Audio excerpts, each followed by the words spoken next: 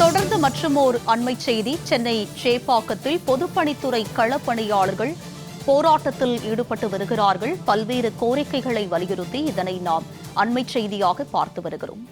சென்னை சேப்பாக்கத்தில் பொதுப்பணித்துறை களப்பணியாளர்கள் பல்வேறு கோரிக்கைகளை வலியுறுத்தி போராட்டத்தில் ஈடுபட்டு வருகிறார்கள். இதனை நாம் அண்மை செய்தியாக பார்த்து வருகிறோம். பொதுப்பணித்துறை களப்பணியாளர்கள் தற்போது போராட்டத்தில் ஈடுபட்டு வருகிறார்கள். சென்னை சேப்பாக்கத்தில் இதனை நாம் அண்மை செய்தியாக பார்த்து வருகிறோம். இது பற்றிய கூடுதல் விவரங்களோடு இணைகிறார் எமது சிறப்பு செய்தியாளர் ராம்குமார். அவரிடம் விவரங்களை கேட்டு பெறலாம்.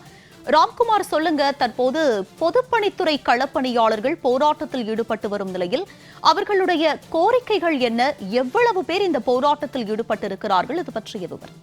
கண்டிப்பாக தமிழக அரசின் பொதுப்பணித்துறை மற்றும் நீர்வளத்துறையில் களப்பணியாளராக பணிபுரிந்து வரும் ஆயிரக்கணக்கானோர் தற்போது போராட்டத்தில் ஈடுபட்டு வருகிறார்கள். தமிழகம் முழுவதும் 10,500 பேர் பொதுப்பணித்துறை மற்றும் நீர்வளத்துறையில் களப்பணியாளர்களாக பணிபுரிந்து வருகின்றனர். இவர்கள் ஏரி, குளங்கள் மற்றும் அணைக்கட்டு உள்ளிட்ட பல்வேறு பகுதிகளில் பொதுமக்களுக்கு குடிநீர் விநியோகம் செய்வதில் முக்கிய பங்காற்றி வருகிறார்கள். இந்த நிலையில கடந்த 2021ஆம் ஆண்டு பொதுப்பணித்துறையில் தற்காலிக தொழிலாளர்களாக பணிபுரிந்தவர்கள் நிரந்தரம் செய்வோம் என தேர்தல் வாக்குறுதி அளித்து கடந்த 4.5 ஆண்டுகளாக விளம்பர திமுக அரசு இதுவரை நடவடிக்கை எடுக்கவில்லை. கடந்த 4.5 ஆண்டுகளாக பல்வேறு கட்ட போராட்டங்கள் நடத்தியும் இவர்களுக்கான தீர்வை விளம்பர திமுக அரசு எடுக்கவில்லை என வலியுறுத்தி சென்னை சேப்பாக்கம் எழிலகம் வளாகம் அருகே பொதுப்பணித்துறை மற்றும் நீர்வளத்துறை களப்பணியாளர்கள் போராட்டத்தில் ஈடுபட்டு வருகிறார்கள். இவர்கள் பேரணியாக சென்று கோட்டையை முற்றுகையிட போவதாக தெரிவித்திருக்கிறார்கள்.